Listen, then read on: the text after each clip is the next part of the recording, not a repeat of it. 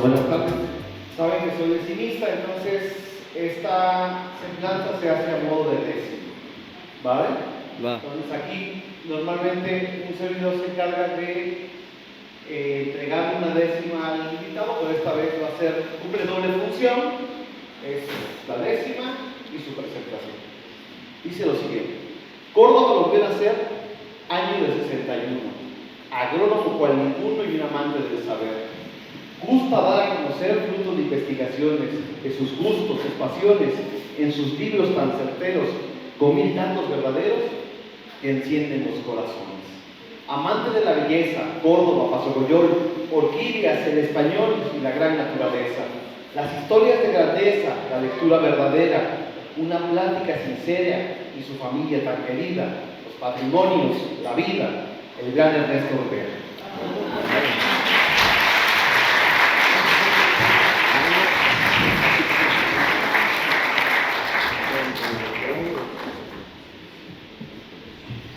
Gracias, licenciado Guillermo. Y bueno, en las preguntas y respuestas en la sesión estará a cargo del arquitecto Roberto Olavarrieta, así que los dejo a todos ustedes con el ingeniero Ernesto Rivera Fermín.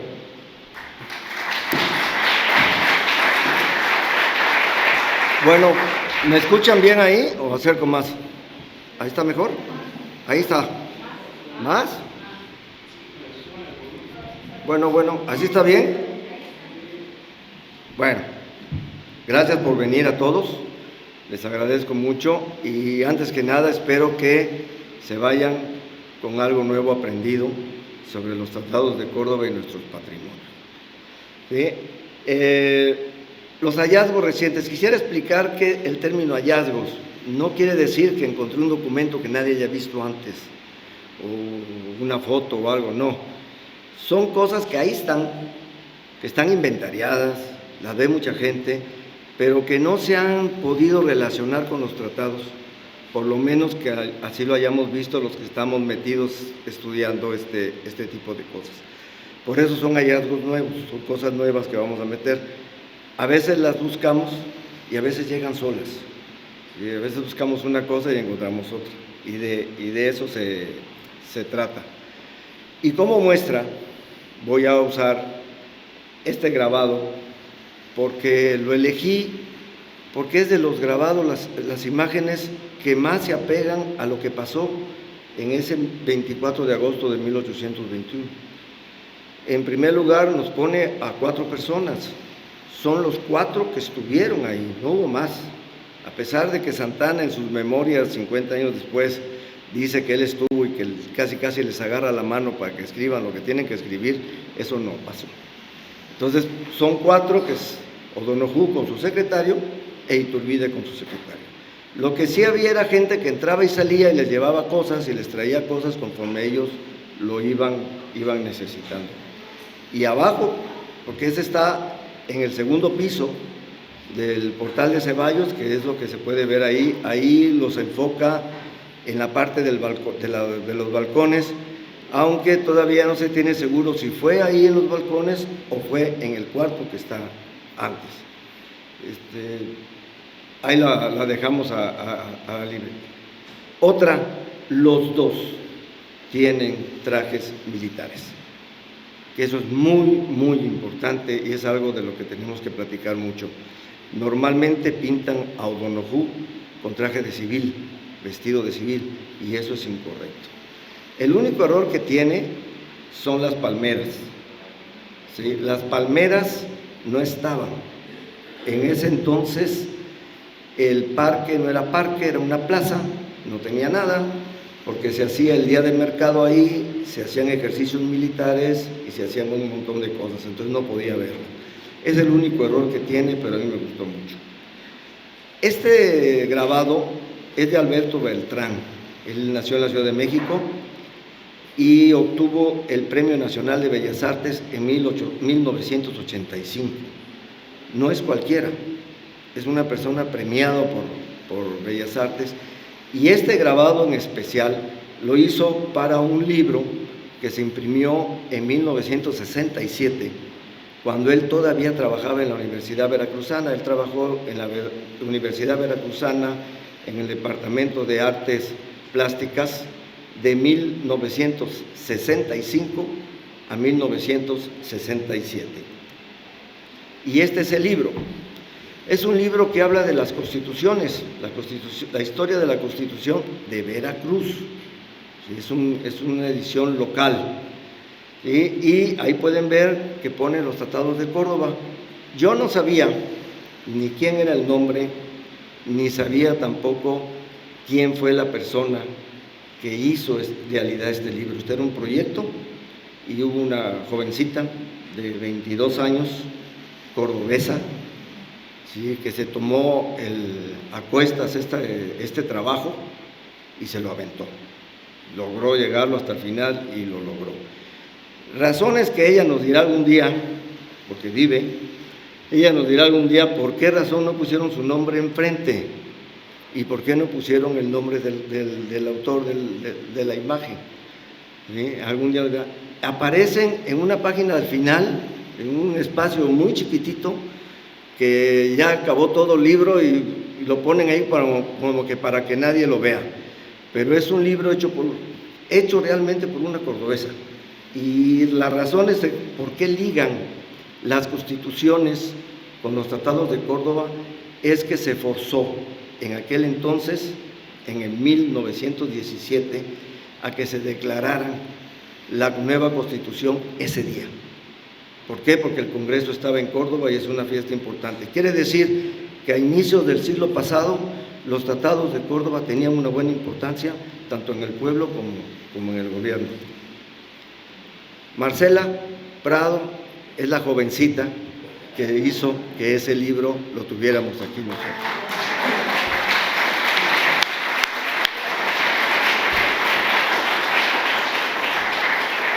Esas son las cosas que hay que decir, son los hallazgos que nos llegan solos, no los pedimos. Y yo le agradezco mucho, Marcela, que estés aquí compartiendo con nosotros.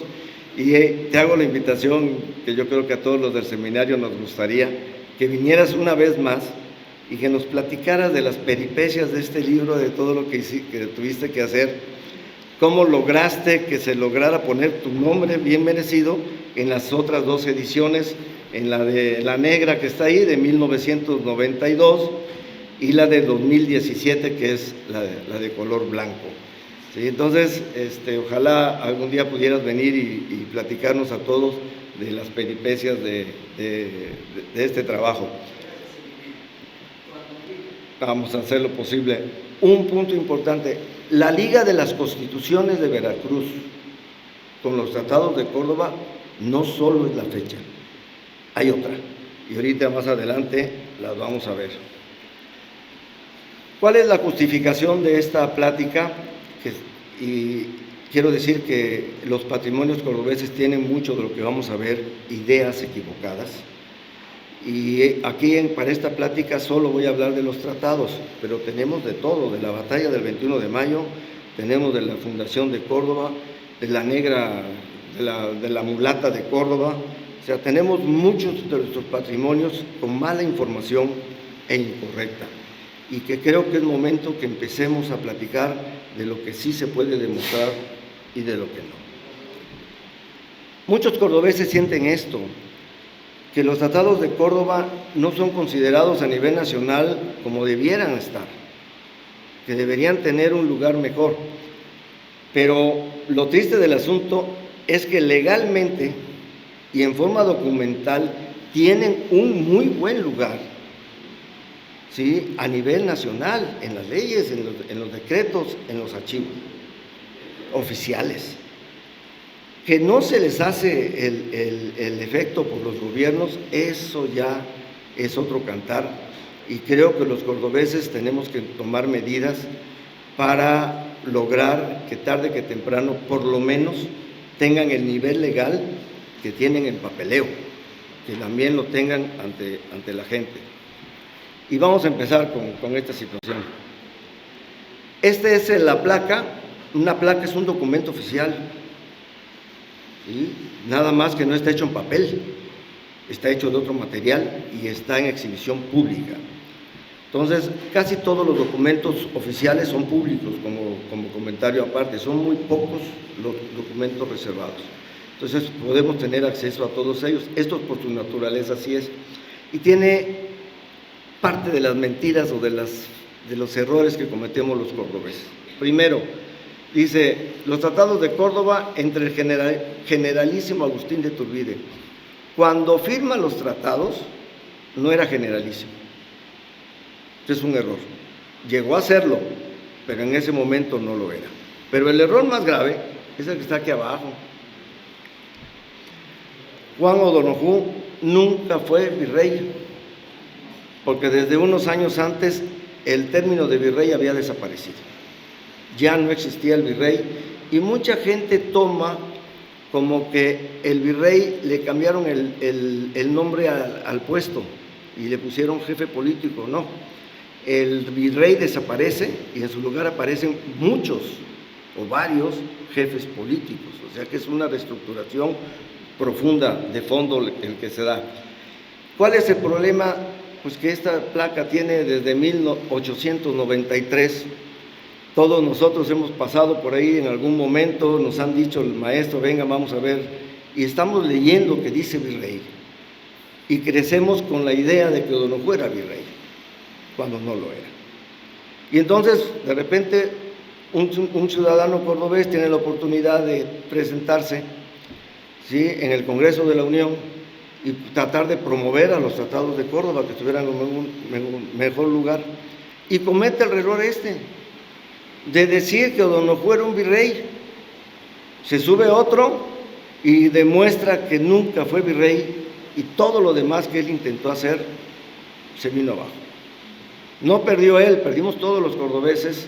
¿Por qué? Porque tenemos todavía muchas ideas que son equivocadas y poco a poco tenemos que corregirlas. Esta es muy antigua. En abril del año pasado, yo les propuse esto al cuerpo del edilicio, porque venían cometiendo una serie de errores, cambiando la fecha de la fundación de Córdoba, cambiando el nombre del título de fundación, cambiando varias situaciones, y les dije, no es posible que esto lo puedan hacer, y tenemos que empezar a desechar aquello que podemos demostrar que es incorrecto, ya no usarlo, ¿sí? Y tenemos que ensalzar y empezar a hablar de aquello que sí podemos demostrar. Y lo que no podamos demostrar que se pasó o no pasó, tratarlo como tal, como algo que no sabemos, que puede ser un mito, o hacer debates entre gente que dicen que es una cosa y la gente que dice otra. Como respuesta del Ayuntamiento de Córdoba a esa solicitud de hacer lo correcto, sacaron esto. Una mentira del tamaño de la casa. Córdoba no es ni será nunca el inicio de la independencia de México. Hay gente que se lo sacó por ahí, yo creo que lo soñó y sacó un hilo ahí conductor para ir diciendo cómo podemos deducir que es el inicio de la independencia de México cuando no tenemos nada que lo sustente. El problema aquí es que hay varias ciudades, en varios estados, que sí tienen algo que sustente que pudieran ser esas ciudades, en tal o cual condición, las iniciadoras de la independencia de México. Y entonces, si seguimos por este camino de las mentiras, los legisladores, los ciudadanos de esas ciudades no nos van a apoyar a los cordobeses, porque estamos tomando tributos que no tenemos. Entonces, no es el camino el engañar. Pero fue la respuesta que me dieron a mí cuando les dije a los del ayuntamiento que tenían que hacer algo similar a esto. Y ahora sí, esta es la justificación de mi trabajo. Quisiera dar unos antecedentes de los tratados de Córdoba para que todos estemos al mismo nivel, entendiendo exactamente de qué son, y ya empezamos a ver las cuestiones nuevas.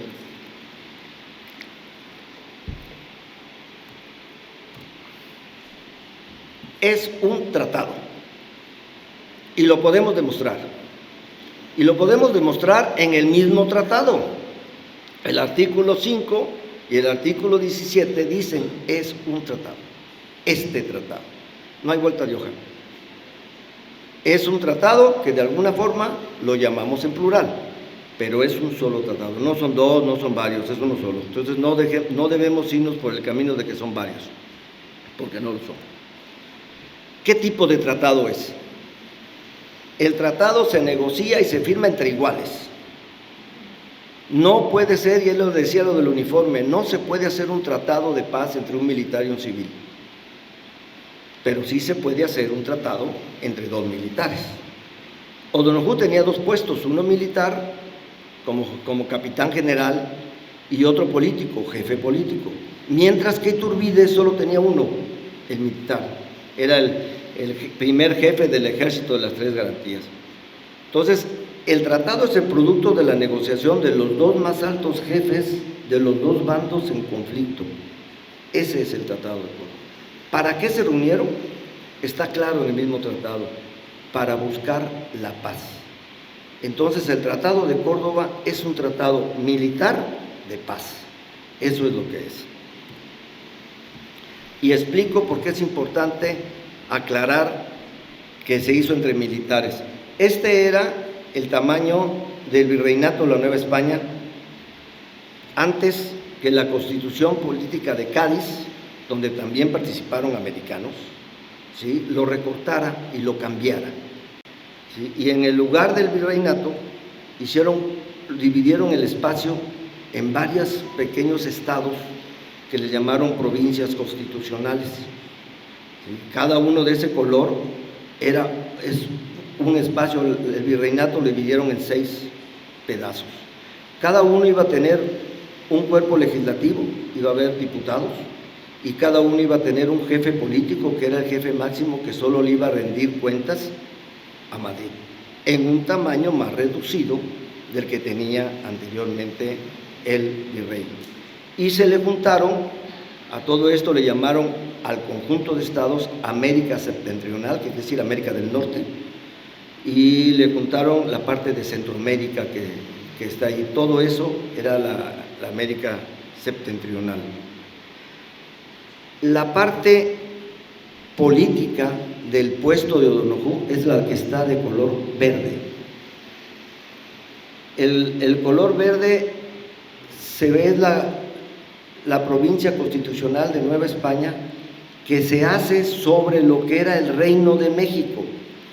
Y el Reino de México se ejecuta sobre los territorios que era de la triple alianza de los mexicas, el imperio mexica, más los territorios de aquellos indígenas que se aliaron con los españoles para derrotar a los mexicas. Y ese, más grande que el imperio mexica, fue el Reino de México, y de ahí nace después la provincia constitucional de la Nueva España. Si se hubiera firmado entre civiles, entre el líder de la provincia, nada más hubiera funcionado en la zona verde, pero el Tratado de Córdoba se repitió en todo lado, Centroamérica y hasta en la parte de Estados Unidos. ¿Qué contiene, aparte de ser un tratado de paz? Contiene los últimos cambios, las últimas y definitivas modificaciones al plan de independencia o plan de Iguala. Cualquier plan es susceptible de modificarse en cualquier momento. Un tratado ya no, porque un tratado se hace entre partes y para modificarlo necesitan estar de acuerdo los dos. El plan lo hace una persona y lo modifica esa persona. Entonces, Iturbide pidió opiniones, tenía una cajita con todas las anotaciones de lo que le habían dado, y cuando se sienta con Iturbide a hacer el tratado, le mete al Tratado de Córdoba los últimos ajustes al plan de Iguala. ¿Y qué es lo que hace? Modifica 6 artículos del plan de Iguala, no le quita ninguno, modifica 6 y le agrega unos más para dar un total de 17 artículos en ese momento, ¿no? Y deja el plan con 18 y el nuevo con 24. El Tratado de Córdoba es, por decir algo técnicamente, el complemento final al plan de Iguala, lo que hace que esté íntimamente ligado con él.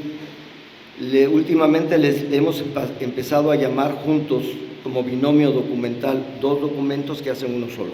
Eso quiere decir, Y por eso vemos en muchas de las publicaciones del tratado, como la que tenemos aquí en Córdoba, que primero leemos el plan y después leemos el tratado.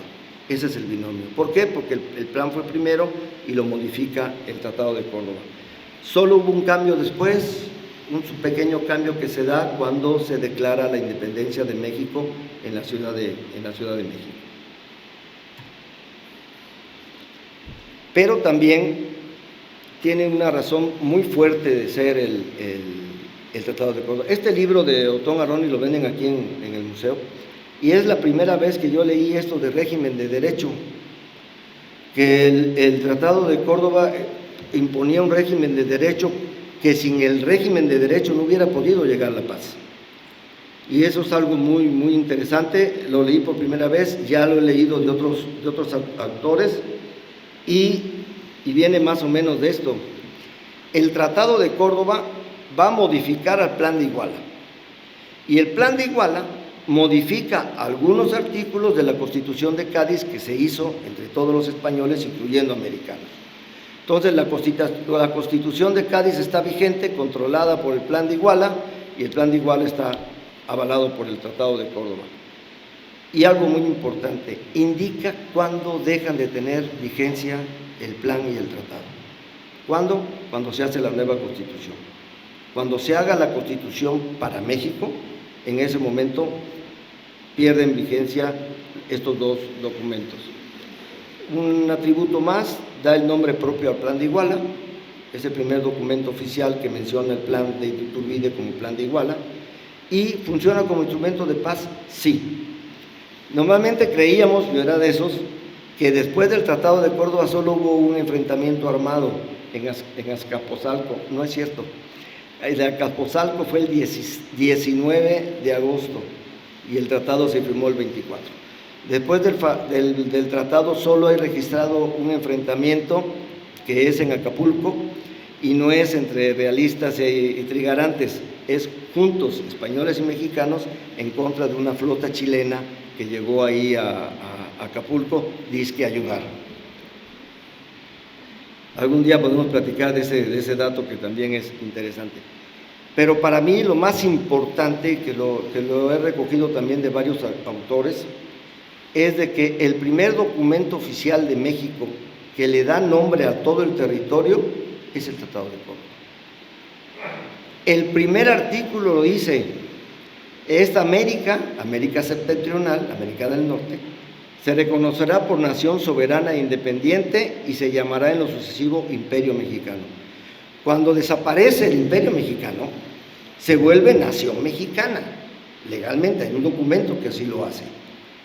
¿Sí? Y cuando se hace la Constitución de 1824, se vuelve Estados Unidos Mexicanos con un gobierno republicano, República Mexicana.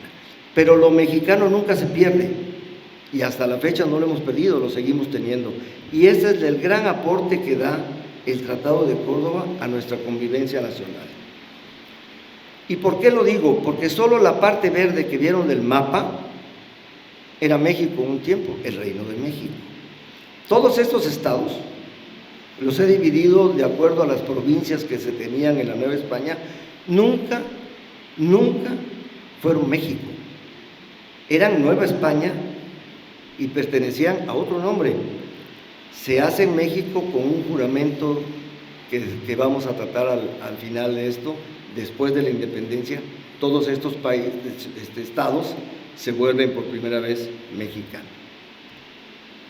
Ahora sí, ¿por qué lo llamamos en plural? Bueno, antes de eso, ¿alguien tiene alguna duda breve que no haya quedado clara? Breve. México, ¿qué? J o X. Cuando se hizo la primera vez, en las copias de los tratados vamos a encontrar copias con G. La que tenemos en Córdoba dice México con G. La México con X la usaban los españoles, y la México con J lo usaban los trigarantes.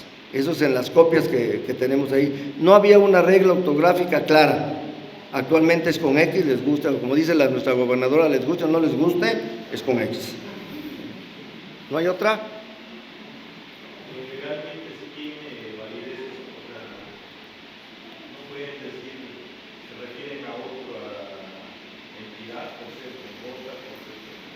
No entendí la pregunta. Y a mí esa situación de la ortografía me inquietó de si no podía decir legalmente, no se refería a México. No, es el mismo. Lo que pasa es que las reglas gramaticales no estaban bien definidas en el periodo de la independencia. Esa es la razón principal. Y por eso tenemos también Córdoba con B grande, Córdoba con B chica, Córdoba con acento y Córdoba sin acento. Pero es lo mismo, ¿sí? Es la cuestión de cómo escribir lo que se hablaba. Bueno, vamos adelante. ¿Por qué en plural? Porque un documento que es singular lo llamamos en plural. En primer lugar, hay que aclarar que se hicieron dos originales. Un tratado se hace un original para cada uno de los firmantes, como pasó aquí. Uno para O'Donoghue, otro para Iturbide, y los dos originales van firmados. De un lado tenemos todas las copias, un árbol que se desprende de todas las copias que se hicieron del original de Iturbide, de aquel lado. Y de este lado, las pocas copias que se hicieron del original de O'Donoghue. Todas las copias del original de O'Donoghue no tienen título. Los dos originales hasta la fecha siguen perdidos, por no decir desaparecidos. Pero todas las copias trigarantes, todas las de aquel lado, que son un montonal, todas empiezan con una frase que dice tratados en plural, celebrados en la villa de Córdoba, etcétera, etcétera, etcétera, etcétera. Eso es lo que dicen todas. Y todas parten de una sola copia. Una copia que se le entrega a José Joaquín de Herrera. José Joaquín de Herrera es el comandante militar que defiende Córdoba en la batalla del 21 de mayo, para que nos vayamos ubicando. Y es el primer jefe trigarante que entra a la Ciudad de México solo para hacer dos cosas: ocupar el palacio de Chapultepec, donde controlaba toda la ciudad, e imprimir el tratado. Iturbide, desde el 26 de agosto hasta el 13 de septiembre, decide no entregar ninguna copia del tratado. Ninguna. Por su lado, O'Donoghue está repartiendo copias que hizo aquí en Córdoba a varios capitanes y comandantes militares para que dejen de combatir, porque es un tratado de paz. Iturbide lo hace para dejar lugar de espacio de acción a O'Donoghue. Él se aguanta. Y es justamente en la patera cuando O'Donoghue ratifica ante el que había ocupado el puesto de jefe político en la Ciudad de México, que se apellidaba Novella, y Novella acepta que ese tratado está y que hay que cumplirlo, y se sale y prepara sus fuerzas para salirse de la Ciudad de México, y entonces el ejército trigarante puede entrar. En ese momento que se ratificó el tratado y que ya O'Donoghue ya cumplió con su palabra, es cuando Iturbide ordena que se imprima. Y este hombre entra a la Ciudad de México solo para imprimirlo y empezar a repartirlo, y lo reparten en 3 meses en todo el territorio, cuando todo se movía a caballo, no había otra forma de mover, caballo y lancha. Otro dato: el acta de la independencia de México se imprime oficialmente en la Gaceta el 16 de octubre de 1821. La siguiente número van a publicar el binomio documental, y ahí dice que se compone por el Plan de Iguala y los Tratados de Córdoba. Esos dos, Plan de Iguala y Tratados de Córdoba, son los nombres oficiales publicados en la Gaceta, ¿sí?, de México independiente. Así de fácil. Y en el número del 20 de octubre ponen todo el Plan de Iguala. Y en el número del 23 de octubre ponen todos los tratados de Córdoba.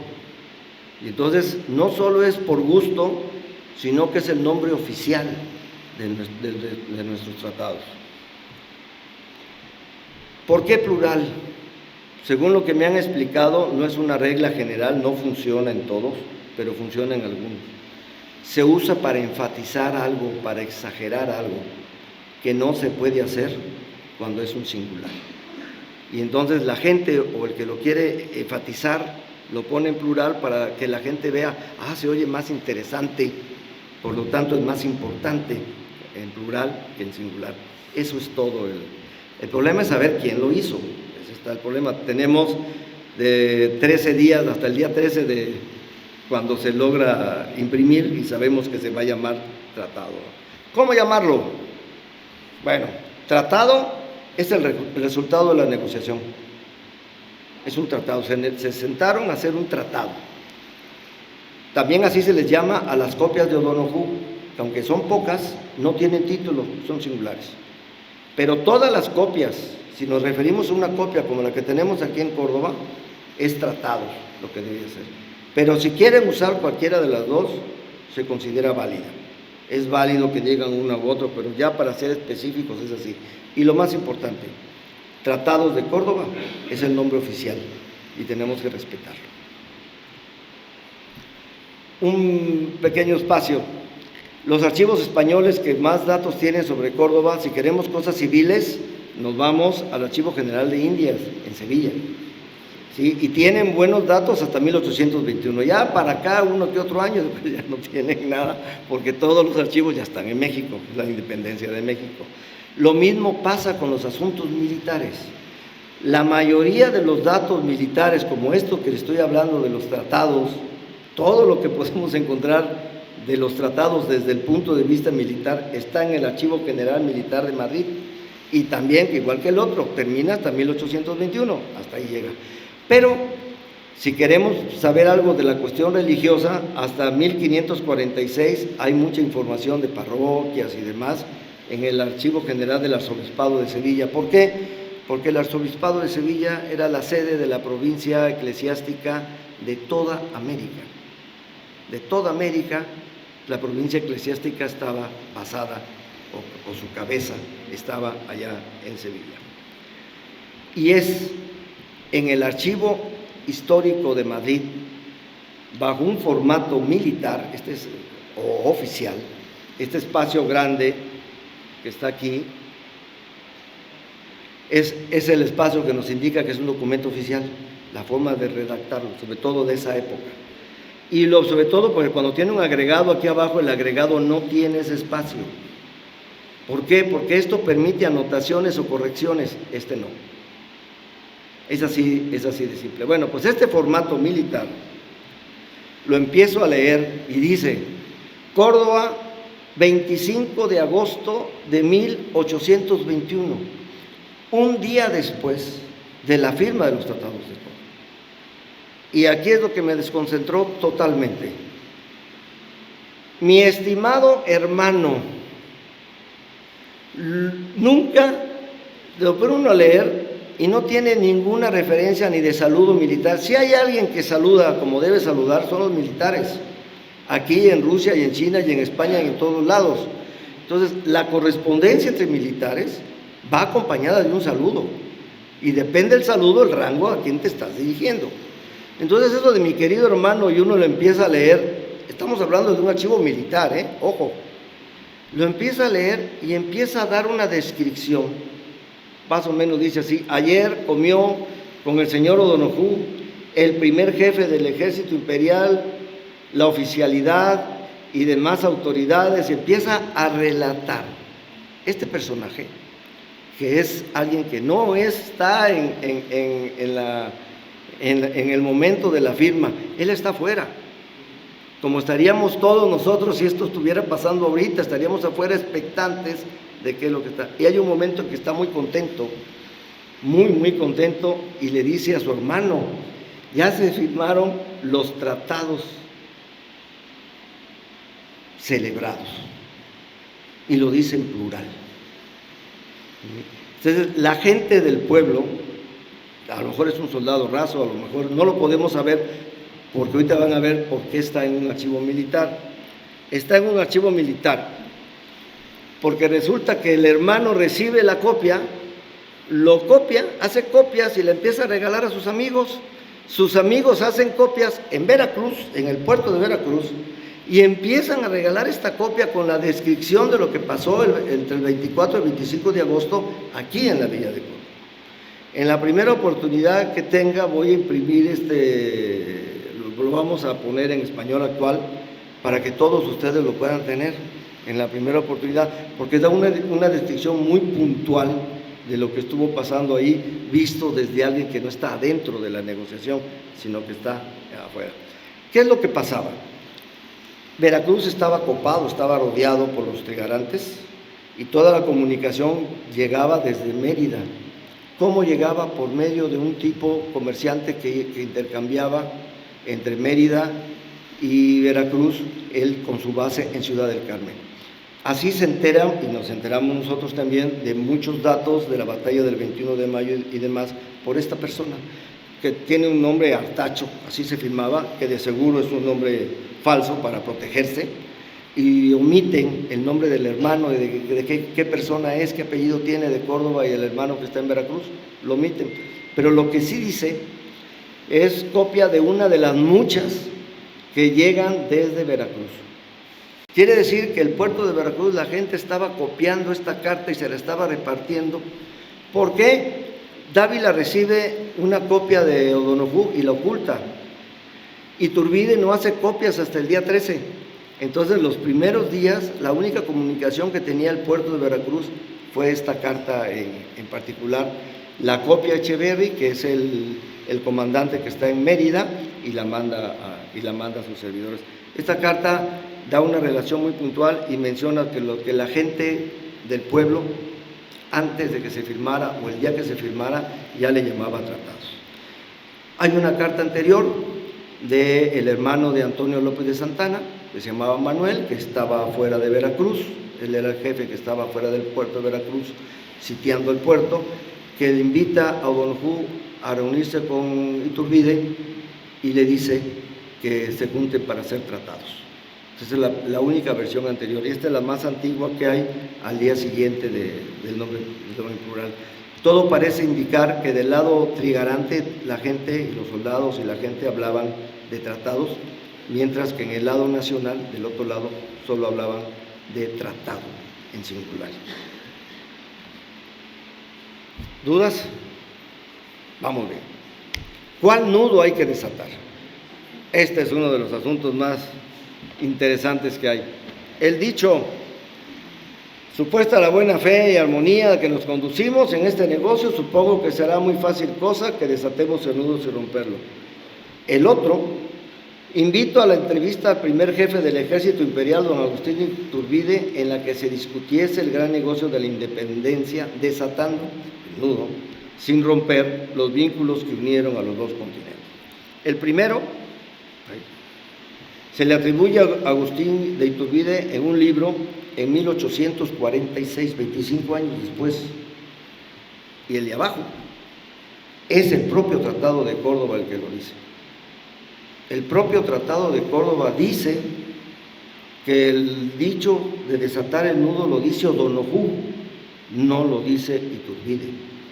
Y lo firman Iturbide y lo firma O'Donoghue. Y el que firma, afirma lo que firma. Y entonces está diciendo que eso que dice ahí es verdad y que así ocurrió.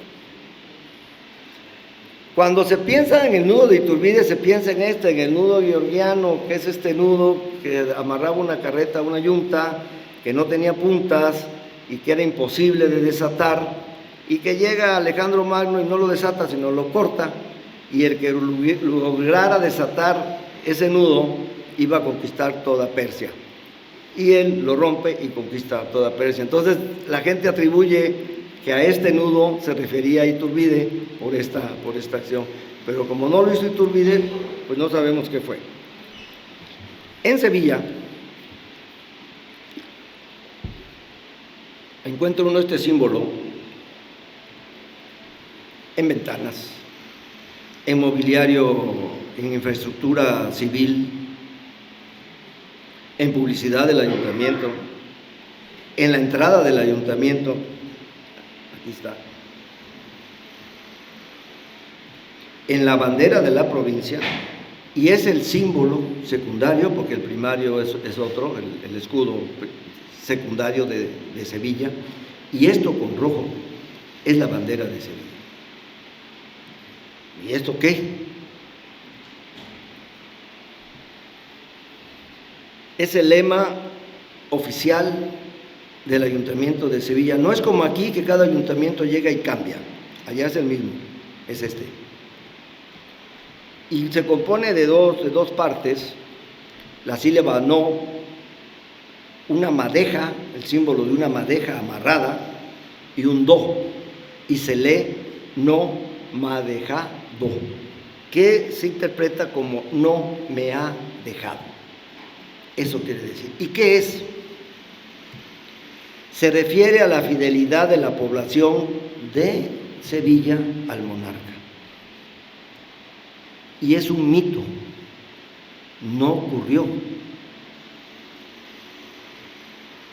Este señor, Diego Ortiz, en 1600 lo inventa y dice que el rey Alfonso X le entrega ese símbolo a Sevilla por la gran lealtad y amor verdadero que le brindaron cuando tuvo una guerra con su hijo, Sancho.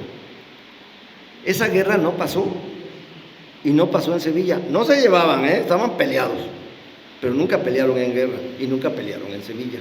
Y Sevilla nunca se puso del lado del rey, porque en el momento que muere el rey, Sancho tomó su posesión como rey. Entonces no fue cierto. Actualmente se sabe que viene de las dos sílabas iniciales de dos palabras en latín, que no pronuncio para no fallarle, que quiere decir el nombre de Dios, y que juntas se lee como nodo, que quiere decir anudar en latín. La madeja es el símbolo del nudo y se conoce como nudo sevillano. Todos los sevillanos desde hace varios cientos de años crecen viendo este símbolo y creyendo que ese símbolo es el símbolo de fidelidad que debemos tener como el rey. O'Donoghue se crió en Sevilla. O'Donoghue nació en Sevilla. Él vivió esto. Y cuando tiene que negociar con Iturbide, negocia que sea la familia del rey la que siga gobernando este territorio. Y eso es muy importante. Él se mantuvo en esta posición. De ser cierto, sería esta la razón de que por qué O'Donoghue lo menciona.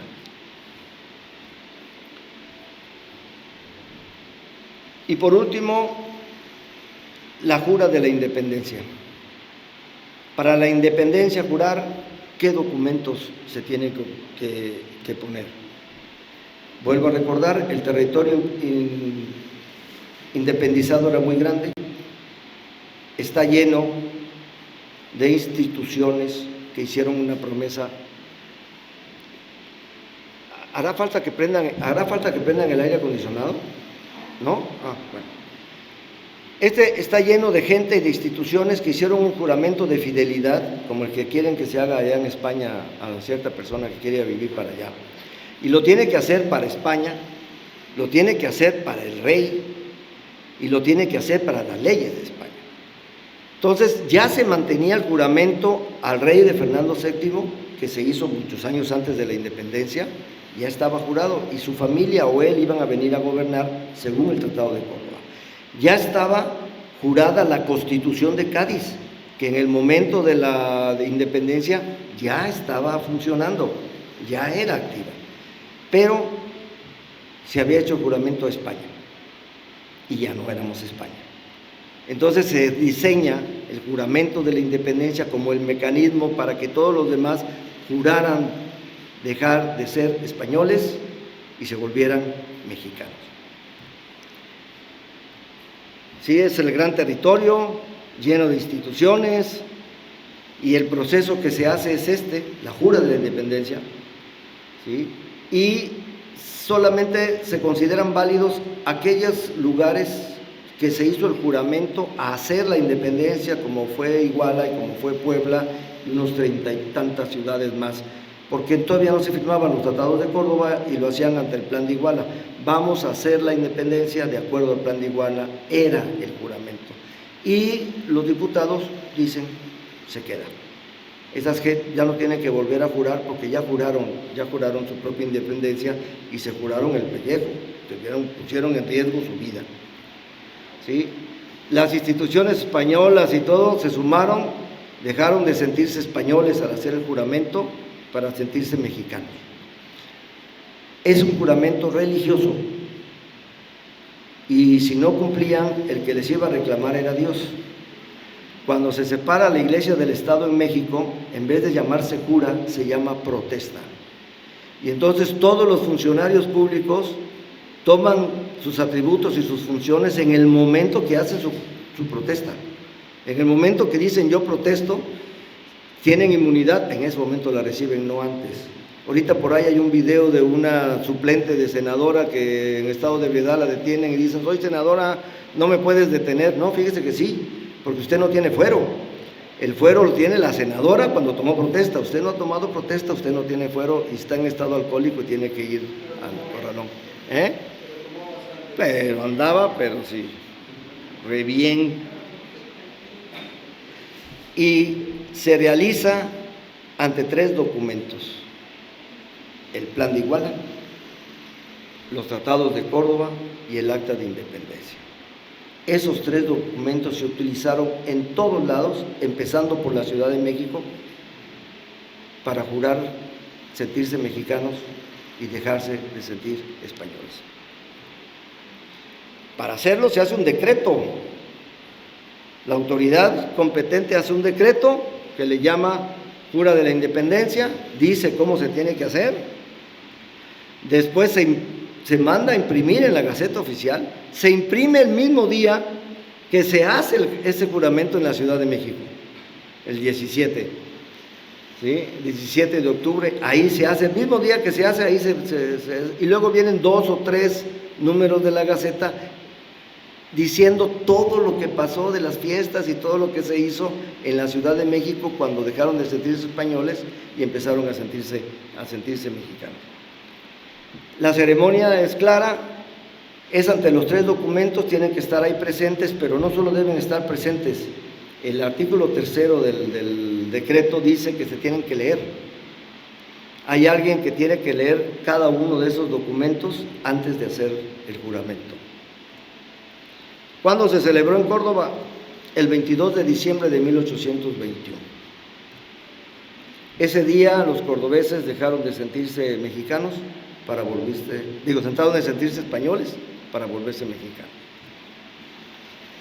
Pero nunca se festeja, nunca se conmemora. Y entonces en el calendario cívico del año antepasado, en el 23, no estaba contemplado. El 22 de diciembre es el aniversario luctuoso de José María Morelos y Día del Agente de Tránsito. Ese día que de chamaco nosotros íbamos a la calle y veíamos que los agentes de tránsito estaban sobre su cajita y tenían ahí cervezas y refrescos. Bueno, ese es el 22 de diciembre, el Día del Agente de Tránsito. El cabildo abierto del 28 de febrero solicité, este cabildo se hizo con un solo objetivo: ¿qué fechas faltaban en el calendario cívico municipal? Y solo hubo dos propuestas. Una, esta del 22 de diciembre, y otra que se volviera a instalar la conmemoración del título de fundación de Córdoba, la fecha que la administración anterior había retirado. Esas 2 se hicieron. Está interfiriendo algo, ¿verdad? Bueno, ya mero acabo. Entonces la Córdoba se hace en esta fecha, es lo que yo les digo, y les digo a los ediles, porque esta es parte del acta de ese día. ¿Por qué? ¿Por qué quiero que aparezca? Porque se utilizaron los tres documentos.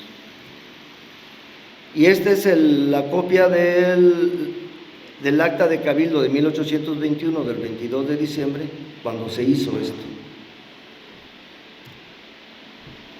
El problema se presenta que el municipio nunca me contestó, asumimos que lo iban a hacer, y sí lo hicieron, pero lo cambiaron. En vez de ser jura de la independencia, lo pusieron como jura del acta de la independencia. Jurar uno de los 3 documentos, dejando fuera los 2. Me entra la duda y por transparencia solicito información. Y la cronista me dice que tomó como única base el documento que yo también tomé para solicitar al ayuntamiento que se pusiera, el de 1821, el del 22 de diciembre, y no ocupa ningún otro. Pero ella declara que interpreta como que es el acta de independencia la que lo hace, no leer los 3 documentos, y así lo pone. El problema es que no quedé conforme, y en el cabildo del 29 de abril, ese que les mostré al principio de las 3 reglas que había que poner, de lo que sí se puede probar y de lo que no se puede probar, se los dije a los ediles, está en el acta de cabildo, y le dije que corrigieran, que el decreto y la publicación oficial dice que fueron 3 documentos y que el tomar solo uno de ellos dejaba fuera a los otros 2, y en este caso, pues a los tratados de Córdoba que tanto queremos, supuestamente todos los cordobeses, entonces no se lograba. Y el cabildo dice, pues es una controversia de esto, hay que hacer una reunión de trabajo donde vengan especialistas y los que saben que se junten y que nos definan al cabildo cuál de los 2 es el correcto. Entonces la Junta de Trabajo se hizo el 10 de junio, en teoría tenía que ser pública, en teoría tenía que ser abierto al público, a lo mejor en el salón de cabildos y todo el que quisiera pudiera ir y comentar. No, se hizo en lo oscurito, se hizo por Zoom, cupo sumamente limitado. Yo que proponía que se dijera la jura de la independencia, no me dejaron llevar a nadie. Y en cambio el ayuntamiento invitó a 3 gentes con títulos de catedráticos de alto nivel, pero pues, les dijeron quién sabe qué, porque empezaron a hablar de un montón de cosas, pero nunca pudieron probar que en el acta de cabildo y en ese evento no se leyeron 3 documentos. Todo el tiempo caímos en lo mismo, que ese día se leyeron los 3, pero ellos al final hacen una conclusión verbal, como lo que me hicieron, diciendo esto está muy bonito, y a la mera hora hacen otra cosa. En la verbal me dicen, tiene razón la cronista, si es su interpretación es válido, y entonces tiene que pasar al cabildo, y el cabildo decide si lo aprueba o no. Así pasó la reunión de trabajo, y esperando, nunca me notificaron. Lo correcto es que hubieran hecho un resumen y me hubieran dicho, Ernesto, esto oficialmente, ya no verbal, sino oficialmente la cronista tiene razón, y ese mismo documento tenía que haber ido a los ediles para decirles, señores ediles, esto es lo correcto, ¿sí? No lo hicieron, pero el acto cívico lo hicieron como la jura del acta de la independencia, tal como lo quiso la cronista, así se hizo. Entonces dije, bueno, perdí, pero no perdí yo, perdió el Tratado de Córdoba. Le quitaron uno de los pocos méritos que tiene legales y que poca gente conoce. Pero vean la foto, ¿dónde lo fueron a hacer? Yo no sé qué tienen en la cabeza, que asocian al Benemérito de las Américas con Morelos y al Benemérito de las Américas con la independencia de México. No tiene nada que ver, pero ahí hicieron el acto. Y de estas cosas, este gobierno ha hecho muchas, que lo único que hace es que los jóvenes no entiendan la historia. ¿De qué estamos hablando? ¿De Morelos o de Juárez, no?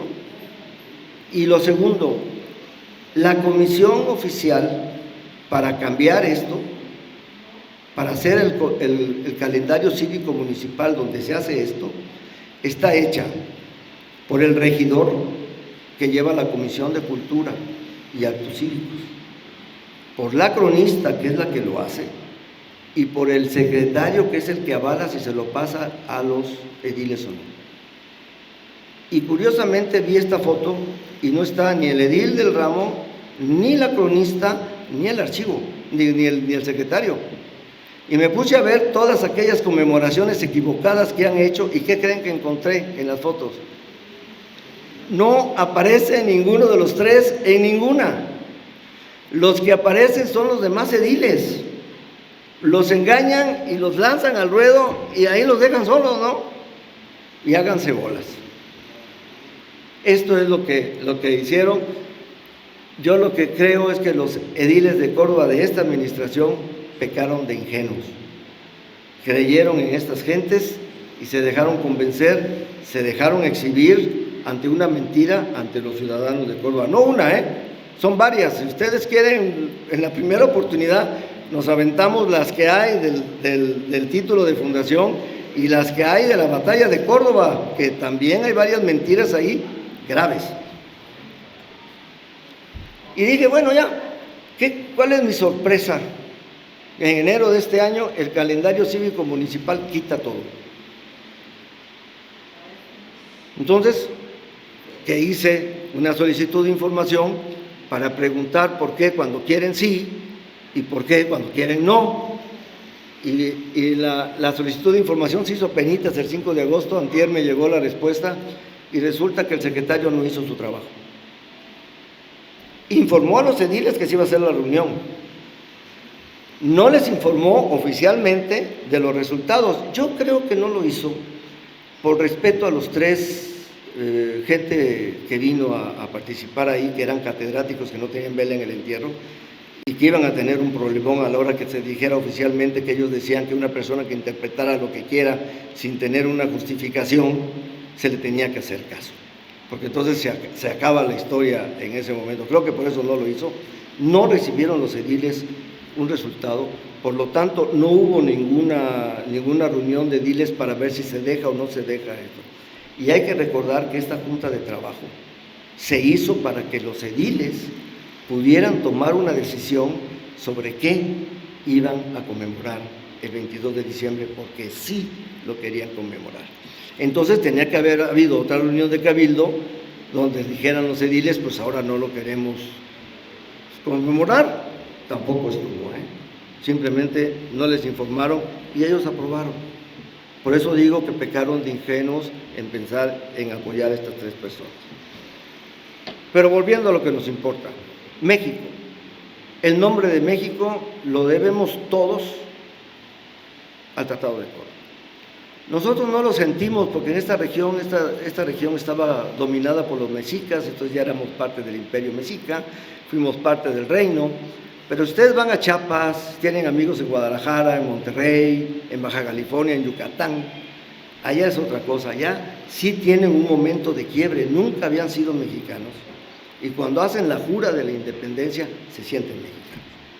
Y hay que recordar que México no es una unidad como tal. México es una mezcla de culturas. Somos una convivencia pacífica y todos nos sentimos mexicanos, teniendo diferentes culturas, diferentes formas, como vienen, diferentes formas de matar las pulgas en cada lugar, diferentes formas de bailar, diferente música, diferente comida. Eso es nuestro México y se lo debemos el nombre global a los tratados de Córdoba. Ojalá los cordobeses lo tengamos en cuenta y ojalá no nos dejemos, que empecemos a difundir lo correcto de lo incorrecto, porque la gran mayoría de los problemas que tenemos con los patrimonios cordobeses no vienen de la gente, vienen de los gobiernos. Hay gobiernos que intentan hacer algo bueno, les falta preparación a la persona que lo hace y resulta que pone un error como la placa que vimos. Pero hay gobiernos como esto, que tienen un inóculo ahí, una persona que quiere hacer lo contrario y convence a los ediles de hacer lo contrario. Y hace errores. Pero también hemos tenido cabildos con gente que no sabe, que tienen el mando, pero tienen las ansias de saber y de hacer las cosas bien. Y afortunadamente esos cabildos son la gran mayoría y tienen algo en común. Alguno de los miembros o de las gentes que está alrededor de ese cabildo sí sabe y sí es escuchado y le hacen caso, y es como hemos logrado rescatar mucho de los patrimonios que tenemos en Córdoba. Depende de nosotros, hay una inercia nacional a cambiar las cosas, no solo es en Córdoba, a cambiar las fechas, a cambiar los nombres, a decir no sirven los archivos. El siguiente paso es quemarlos, porque no sirven. Y entonces tenemos que evitar eso. Muchas gracias. El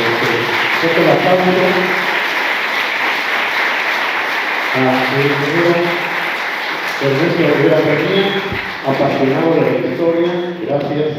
Bueno, a continuación, el arquitecto Roberto Labarreta, en la sesión de preguntas y respuestas. Adelante. Ese es en relación al acta de independencia. Sí, bueno, ¿qué es lo que pasa? Hay que aclarar aquí, ¿sí? Todo mundo pensamos que el acta de independencia se escribió el 28 de septiembre. No, el 28 de septiembre se declaró, se dijo, y se ordenó a una comisión que lo escribiera. Esa comisión terminó de escribir el texto del acta, creo que el 6 o el 7 de octubre, y ya O'Donoghue estaba gravemente enfermo. Gravemente enfermo, murió a los 2 o 3 días y en esa reunión donde se presenta el escrito, se ordena que ese texto se incluya en la sesión del 28 de septiembre, como si ahí se hubiera hecho, pero no, al leer uno todas las notas oficiales de la Junta, que lo hizo la Junta Provisional, se lee esto. En la del 28 sí estuvo O'Donoghue, junto con Iturbide, porque juntos hacen una última modificación al binomio plan-tratado, ¿sí? Pero no está la firma, porque la firma se hace cuando ya O'Donoghue estaba muriendo, falleciendo, o ya estaba fallecido. Me tomé la libertad, antes de que sigan, de mandar a hacer unos botones con el nudo sevillano, por si alguno de ustedes quiere seguir diciendo y pensando que es Iturbide el que dijo lo del nudo sin romperlo, pues que lo empiecen a pensar como un mito, que es como es, y así. Entonces, a los que preguntan, ¿sí se lo hacen llevar, por favor? A ella, al otro que preguntó, ahora sí ya, perdón. En su momento, esos actos fueron el día a día. No sabrían de hoy, 21 de agosto de 2025. Y que queremos dejárselo a nuestros hijos. No dejemos que nos lo cambien por una cuestión política, por una moda, por lo que sea. No tenemos que hacerlo. Simplemente para hacerlo hay que informarse. Entonces, yo los invito a que leamos un poco más, a que veamos cómo podemos publicar, cómo podemos difundir la verdad sobre estos, y que no dejemos cuando veamos que algún ayuntamiento decide hacer lo contrario. ¿Sí le pueden? ¿Ya le diste a él? Por favor. A ver. Porque es muy fácil saber cuándo empezó la guerra. Hay una fecha, hay un día, hay un momento, y hasta lo mejor una hora. Es muy difícil, o cuándo empieza el incendio, ¿no? Lo difícil es saber cuándo se apagó. Porque se apagó este cuarto, luego se apagó aquel, hay muchos pasos para poder calmar. Hay que hacer un tratado de paz, hay que poner reglas, hay que hacer varias cosas. No hay una fecha clara para definir el final. Y ahora sí que es a la que más se acomoda, porque, como decía yo, de las ciudades que tienen derecho a hacer las iniciales de la independencia de México, pues es lo mismo. Hay varias fechas que pueden utilizarse para definir el final de la independencia, ¿sí? En muchos lados lo que hacen es, sobre todo en Latinoamérica y los Estados Unidos, el día que se declara la independencia por un órgano de gentes, por un órgano colegiado, que fueron nombrados para eso. Si ese fuera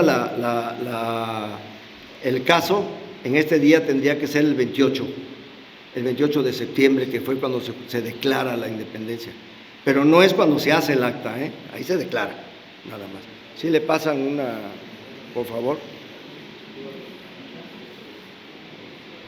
A ver, ¿alguien levantó la mano? Ok, soy yo. Bueno, con respecto al cuadro de edición de independencia, nada más es para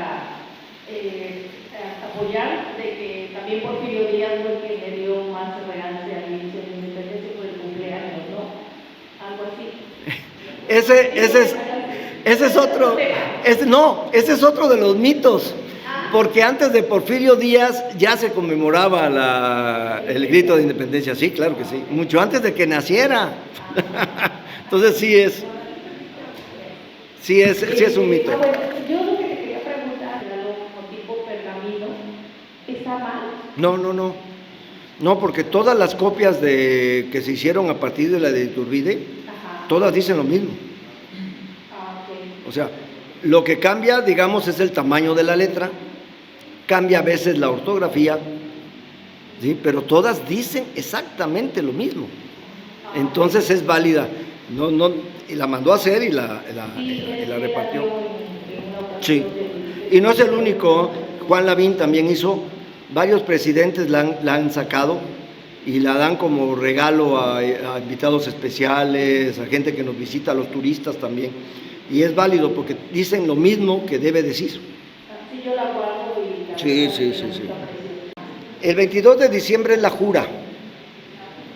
Es la ceremonia en que el ciudadano como nosotros vamos a jurar, si nos sentíamos españoles, porque habíamos hecho un juramento ante Dios, vamos a hacer otro juramento ante Dios de que ya no somos españoles, que ahora somos mexicanos.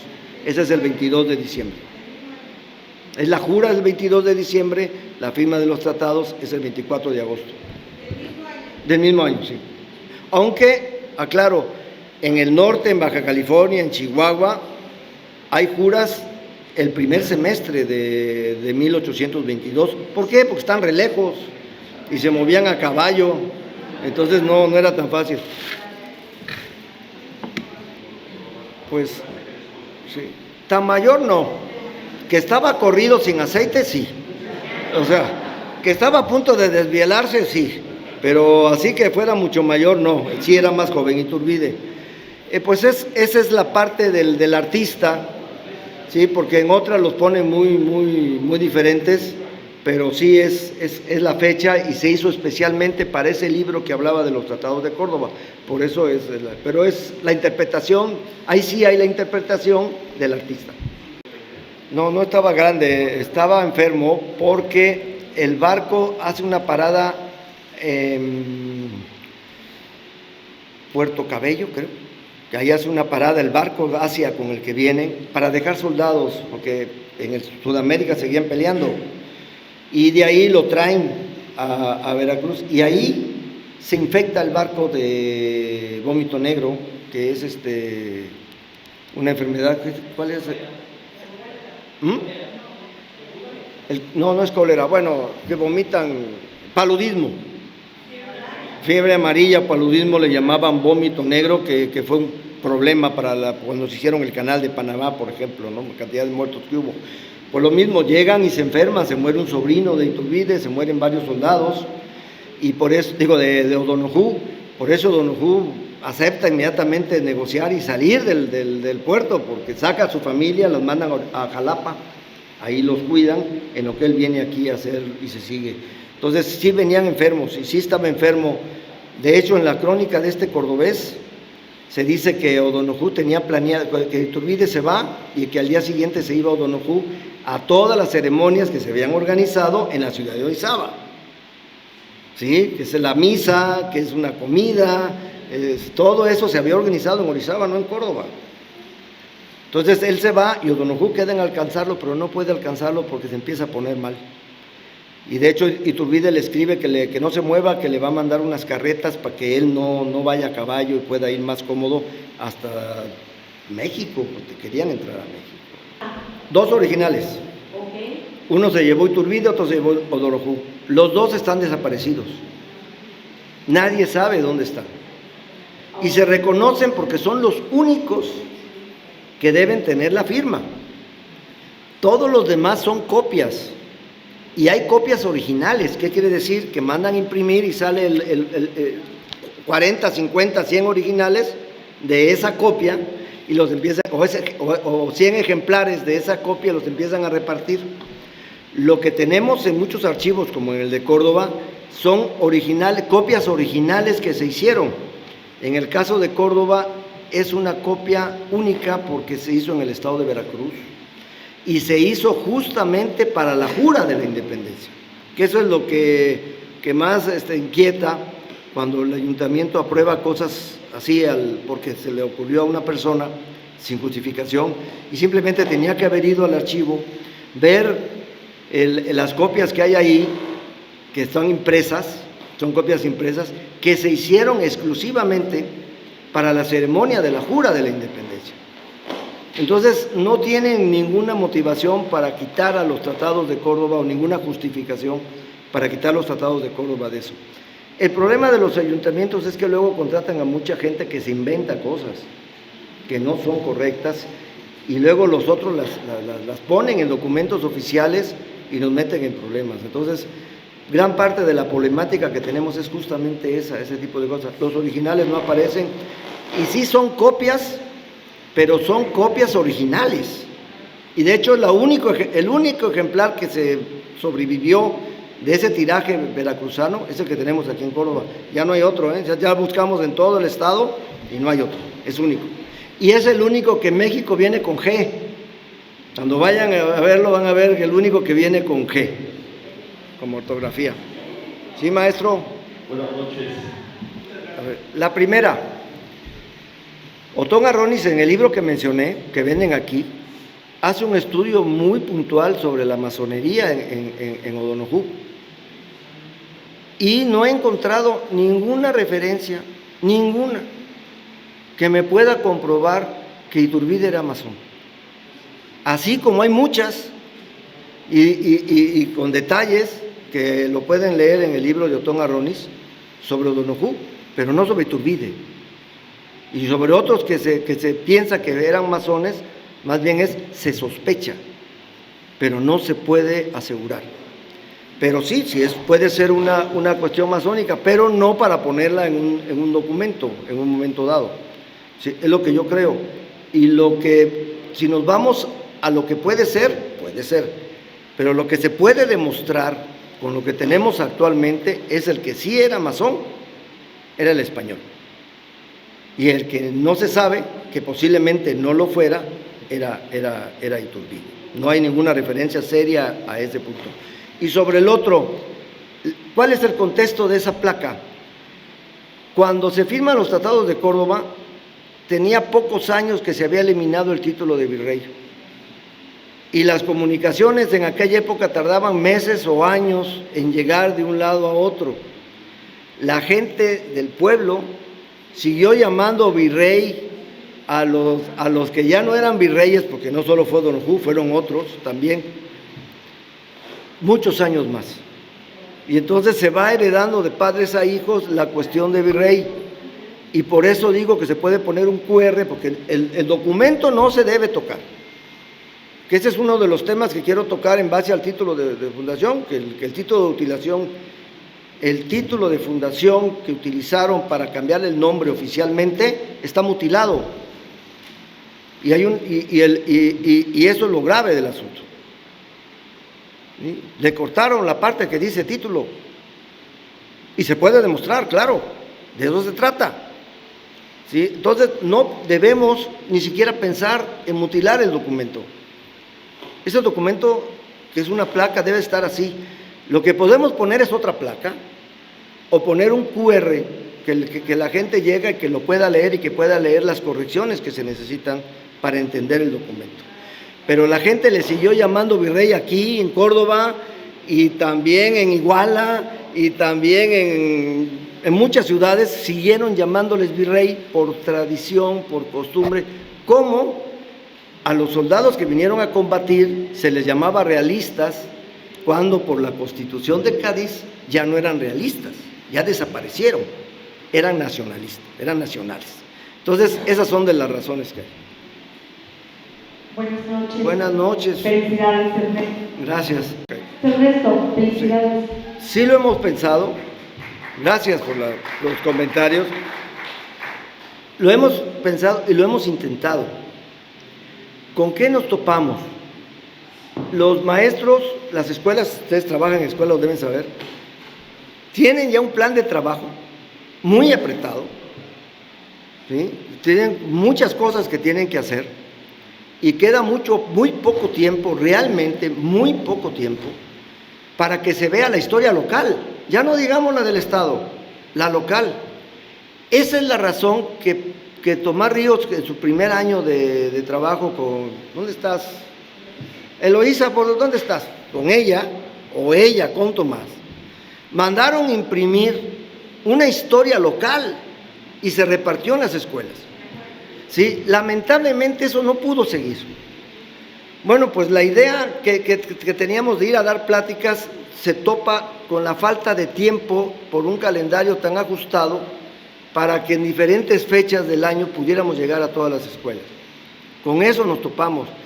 Y de hecho hicimos trabajos de cómo hablarle a los chavos, en qué argumentos. Estuvimos en la SBAO y estuvimos en una ocasión con chavos de la Hispano aquí en este salón. O sea, sí se ha intentado, pero hemos topado el problema de las fechas, de lo apretado de la agenda y de que pues, somos pocos los que podemos hacerlo. Lo que quiero retomar, que es parte de que entre todos, es que todo lo difundamos y veamos la forma de imprimirlo.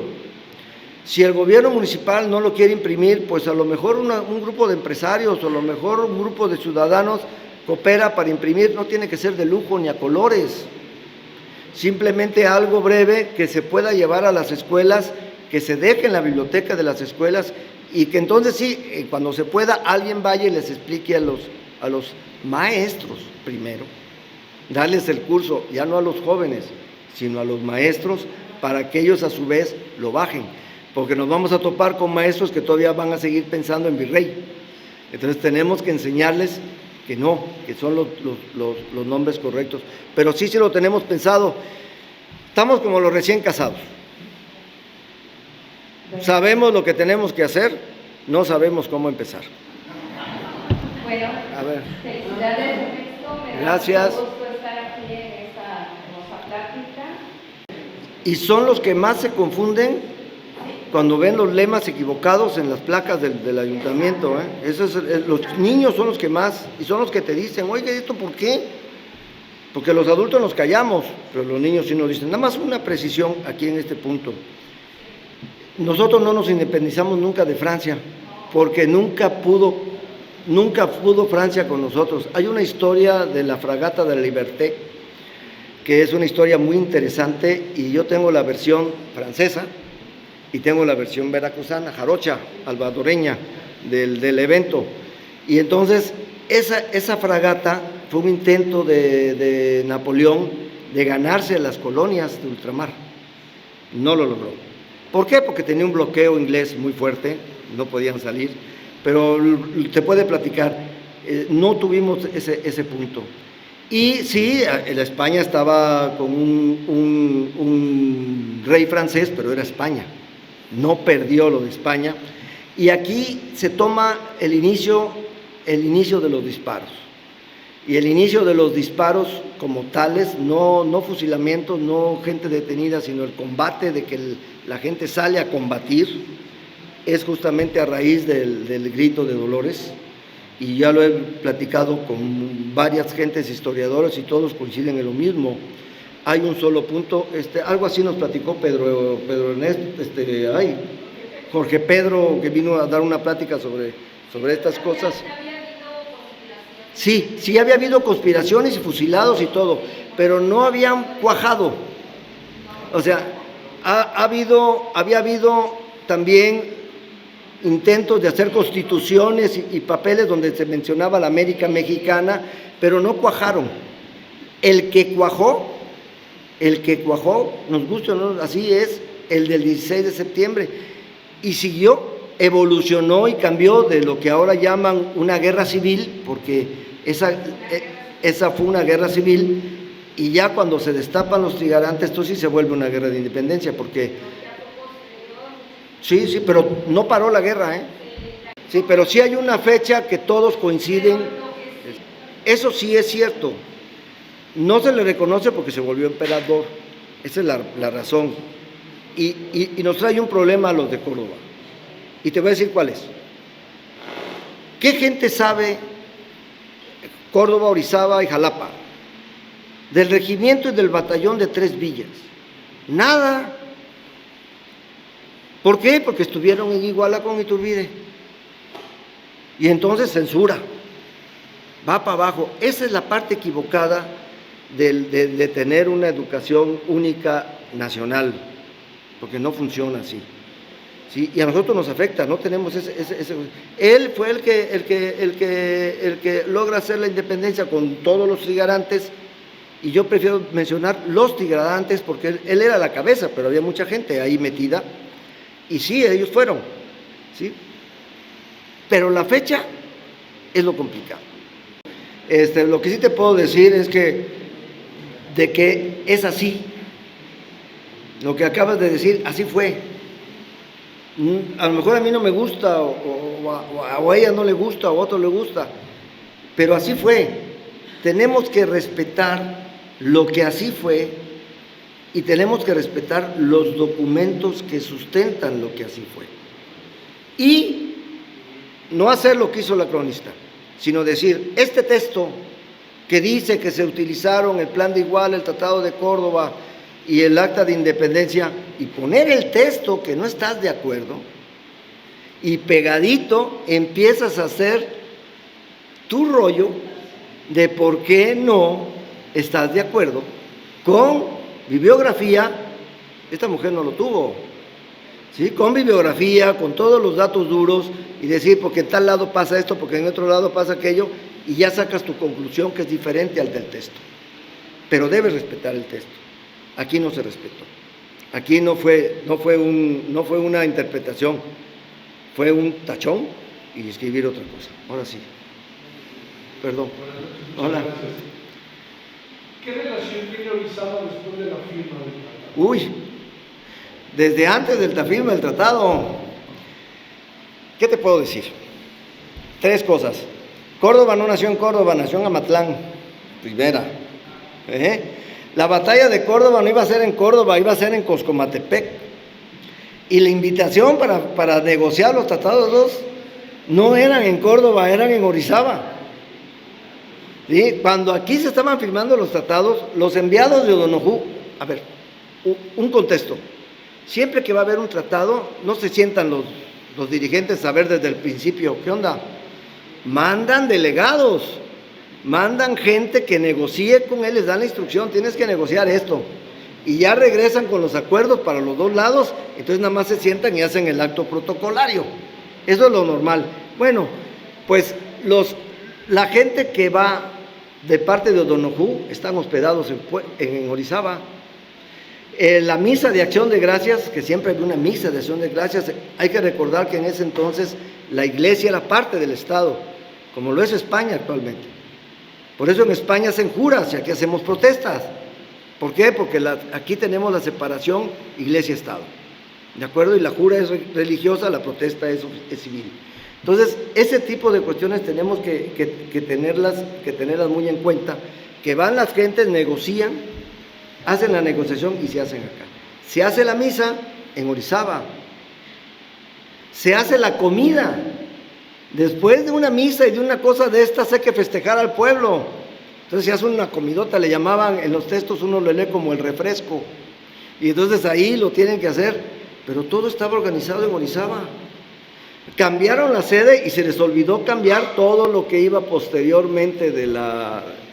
Entonces, O'Donoghue se enferma, O'Donoghue queda que va a ir, no puede ir, está enfermo, y se hace todo aquello allá en Orizaba, sin O'Donoghue, y los de orizabeños no sabían cómo era O'Donoghue físicamente, y de seguro había capitanes y todo muy bien vestidos y lo que quieras, y la gente de Orizaba jura y perjura que en misa y la comida estuvo O'Donoghue.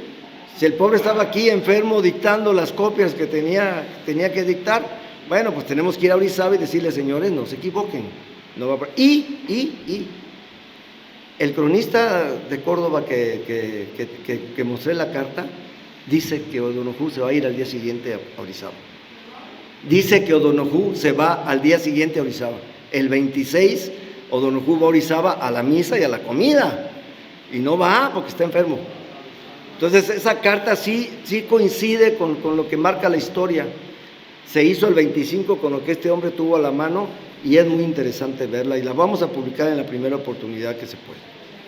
Pero les agradezco mucho a todos. El aplauso para el ingeniero Ernesto Rivera Fermín, apasionado de la historia y miembro del Secretario de Cultura Mexicana, Miguel Córdoba. Quiero invitar al licenciado Guillermo Reyes para que pase al frente a entregarle la décima al ingeniero y a la vez también invito A la foto.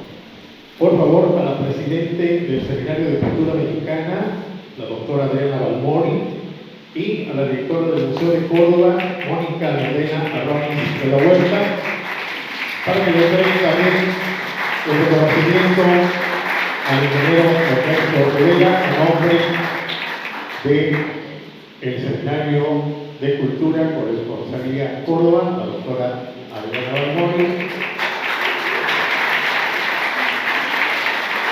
la directora del Museo de Córdoba, Mónica Arronis. Muchas gracias. Ahora también escuchamos las palabras de la doctora Adriana Balmori, presidenta del seminario de esta ciudad. Entonces, yo solamente quiero agradecerles a todos su presencia y a Ernesto el haber preparado esta conferencia casi fast track, porque acaba de llegar de España, recién desempacado, con todos sus nuevos hallazgos y dijo, para el 24 queremos una conferencia, le dije yo, y dijo, pues sí, la preparamos y la presentamos. Así es que todavía un mérito más. Le agradecemos mucho a Ernesto y a ustedes su interés, sobre todo a todas las personas que intervinieron y las preguntas que hicieron. Eso nos demuestra que somos cordobeses que queremos a Córdoba. Y muchísimas gracias por estar con nosotros y próximamente les avisaremos de nuestro evento de septiembre, donde esperamos verlos también. Buenas noches.